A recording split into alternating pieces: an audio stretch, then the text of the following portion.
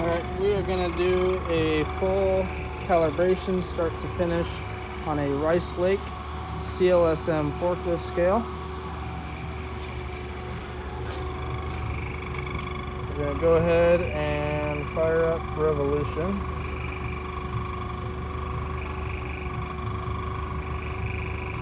We're going to make a new configuration file. CLS-M Forklift. You will see the software revisions. This latest revision 2.09 is the most recent of what I have on my laptop. I have to go into Rice Lake to the secured area to download a newer revision as they're released. This cable is a USB to, I forget what they call this, I just call it a printer cable. Plug this into our compound box. Our compound box is powered up. We've got our heartbeat, as you can see from that LED. Looking at the J-box. Also know we have power to the J-box because it has a heartbeat. I've got the cover opened up to give us access to our calibration switch.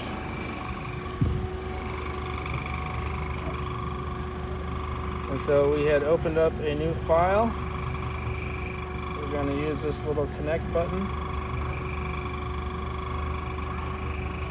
It's going to initiate connection. I don't know why it says checking for Bluetooth, because we're hardwired.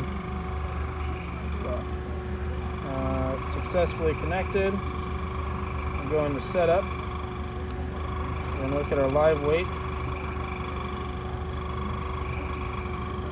0, we got a live cell reading in cell 1, cell 2, current pitch and roll angles.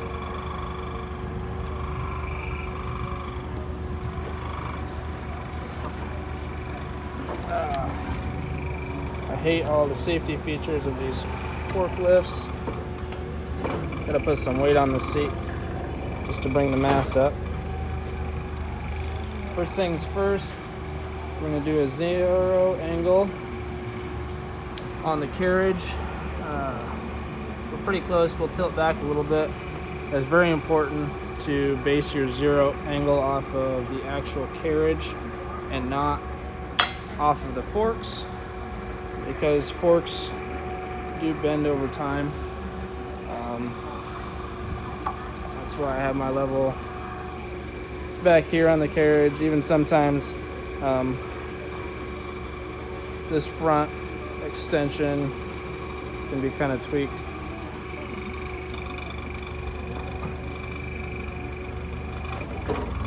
Tilt back just a little bit.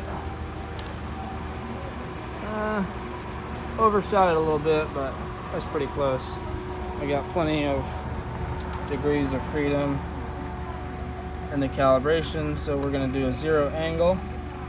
It says 0 angle failed, which is a great way to know and check that our calibration switch is not in the correct position. So we got to switch that over to the right. And now we're in calibration mode on the J-box. We'll go back to Revolution, acknowledge the error. 0 angle again was successful. So we just set our pitch.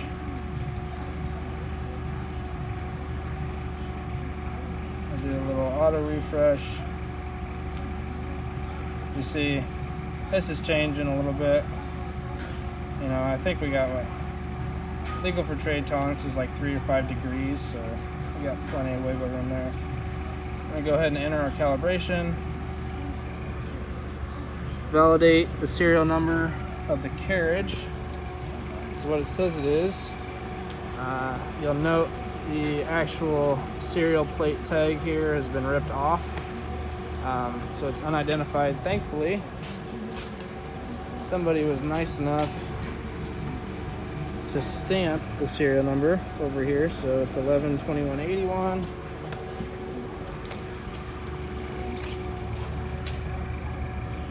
And so that matches. Go ahead, we're doing standard cal. You'll see it's getting the current calibration. It's literally loading it from the compound box. We're going to use certified test weight.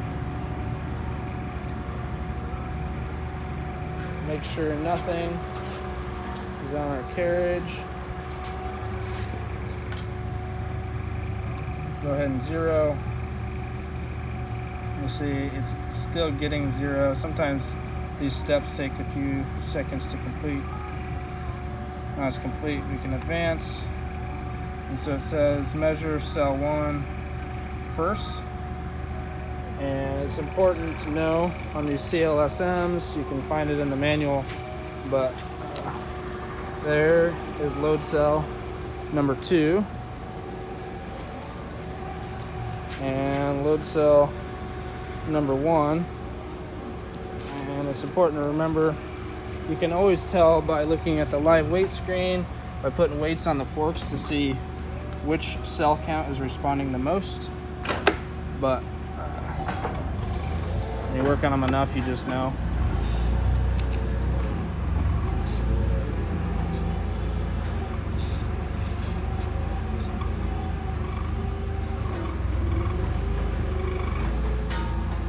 Alright, so we've picked up our 1,000-pound certified weight, solely suspended on the right fork. It's not touching the left fork. To properly do this, you should actually shut the forklift off to take out all the noise and vibration. Make sure the weight has a second to stabilize. Go ahead and measure.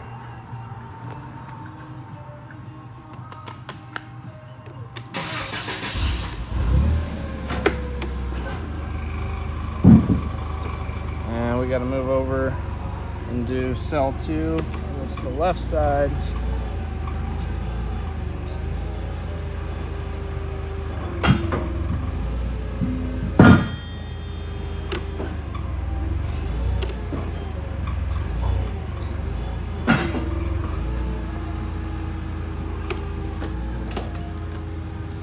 Again, power off the forklift. Let everything stabilize for a few seconds. Hit measure. You'll see it says normalization successful. Very important you let these fields populate upon measuring the second cell. And then you're good to advance. And we've successfully calibrated the scale. Go ahead and hit finish. So it's going to download that calibration from Revolution in the compound box down into the J box.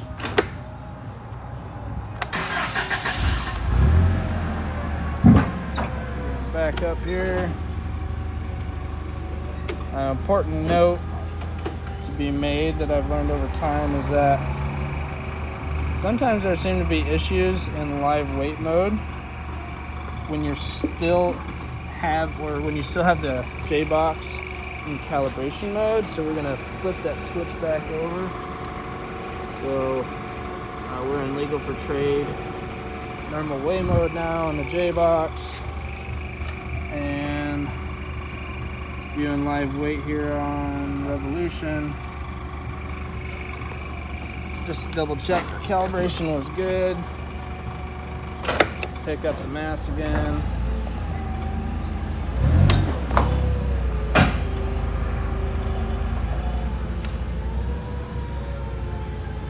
And 995 should be a perfect 1,000.